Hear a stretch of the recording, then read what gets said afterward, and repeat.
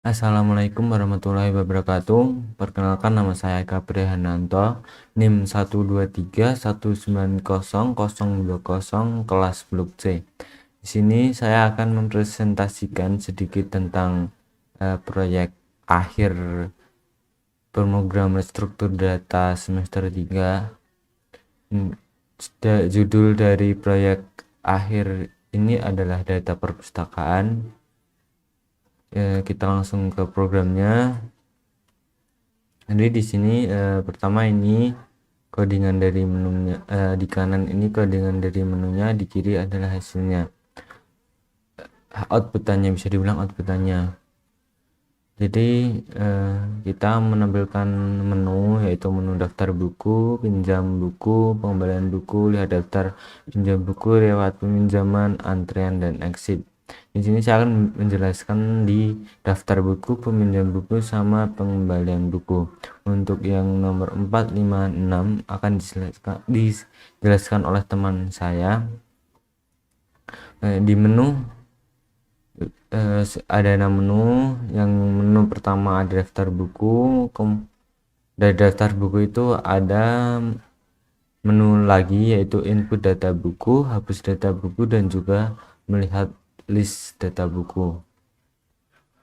Di sini menggunakan untuk menu pertama menggunakan pengendalian switch, dan untuk pengendalian menu yang kedua di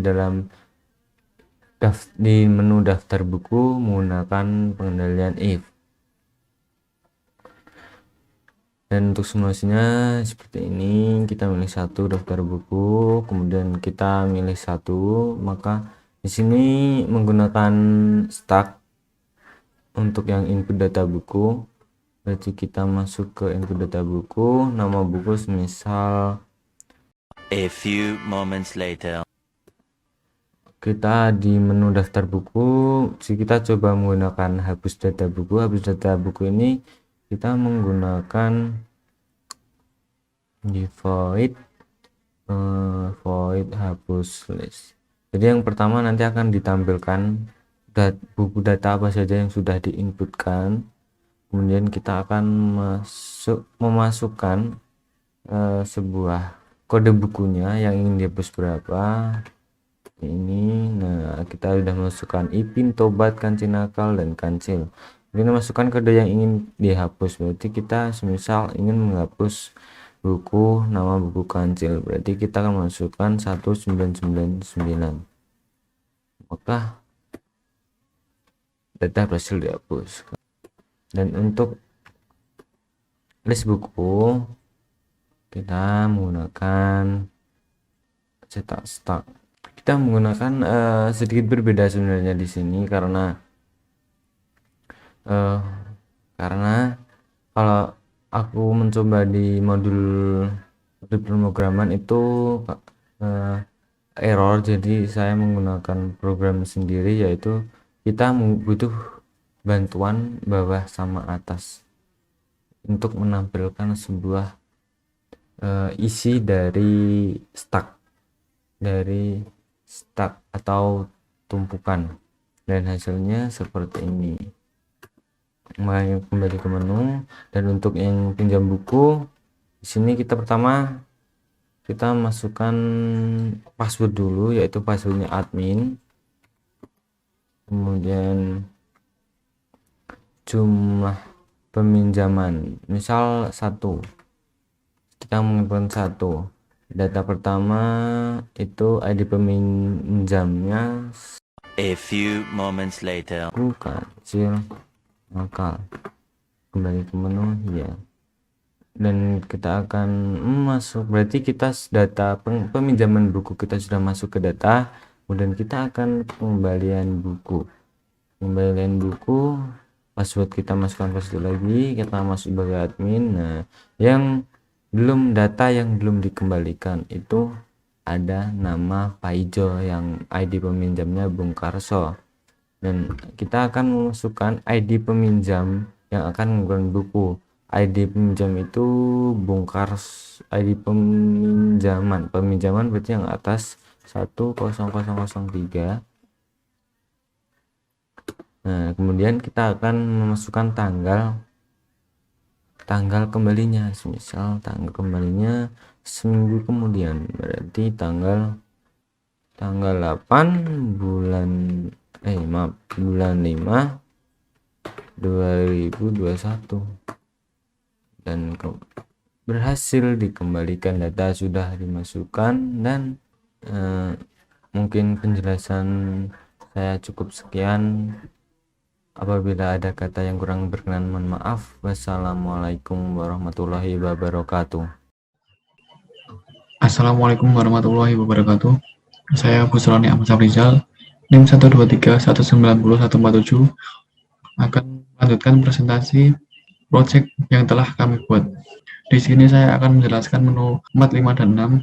Untuk menu 4, lihat daftar pinjam buku, program menjalankan case 4, lalu menjalankan void lihat.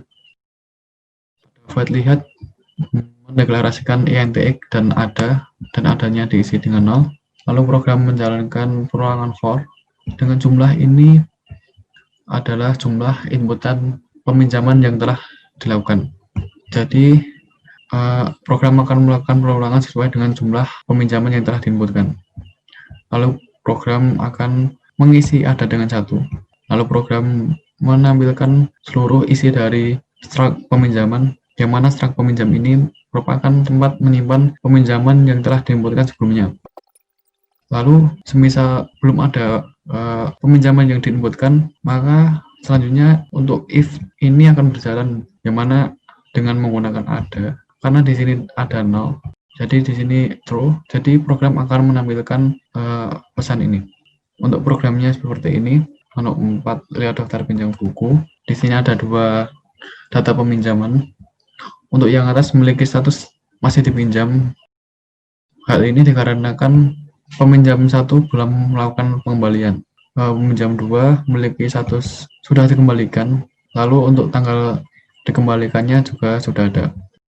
Selanjutnya menu 5, riwayat peminjaman. Program menjalankan case 5, lalu menjalankan void data riwayat. Pada void data riwayat akan mengecek apakah file peminjaman kosong. Jika iya, akan menampilkan pesan ini. Namun jika ada isinya, maka akan menampilkan riwayat peminjaman buku. Dengan menggunakan perulangan while, program membaca seluruh isi dari file peminjaman, dan program akan menampilkan seluruh data peminjaman, yang mana pada file peminjaman menggunakan struct riwayat. Untuk struktur struct riwayat ini sama dengan struct peminjam. Untuk data yang disimpan dalam file peminjaman merupakan data peminjaman yang telah melakukan pengembalian. Untuk jalan programnya seperti ini. Menu 5, riwayat peminjaman. Di sini contohnya ada 2 data peminjam yang telah melakukan pengembalian buku. Selanjutnya menu 6, antrian, akan menjalankan case 6, menjalankan void antrian menu. Pada void antrian menu terdapat menu antrian, yang mana untuk menu 1 tambah antrian akan menjalankan case 1. User diminta untuk menginput jumlah antrian, lalu program menjalankan perulangan for sesuai dengan jumlah antrian yang diinputkan. Lalu user diminta untuk menginput ID member dan nama. Selanjutnya program menjalankan void enqueue. Pada void enqueue akan dicek apakah queue penuh. Jika iya, akan tampil pesan ini. Namun jika tidak, program akan mengcopy inputan ke dalam struct queue. Sebelumnya kita coba dulu. Itu. Selanjutnya menu 2, lihat antrian. Program menjalankan case 2, lalu menjalankan void cetak queue. Pada cetak queue akan menampilkan daftar antrian saat ini, lalu menjalankan while dengan i lebih kecil atau sama dengan queue belakang. Lalu program menampilkan seluruh antrian yang telah diinputkan. Kita coba. Menu 2, lihat antrian yang telah diinputkan tadi ini. Selanjutnya menu 3, lanjutkan antrian, akan menjalankan case 3, melakukan dequeue. Untuk dequeue akan dicek apakah queue kosong. Jika tidak, akan masuk ke dalam else. Dan di sini untuk antrian pertama akan menghilang dan antrian selanjutnya akan maju satu persatu.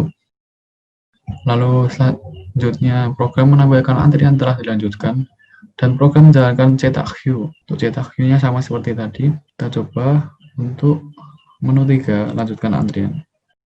Ya, untuk antrian pertama tadi dengan ID 12 telah menghilang ya. Sekian penjelasan dari kami. Apabila ada kesalahan, kami mohon maaf. Wassalamualaikum warahmatullahi wabarakatuh.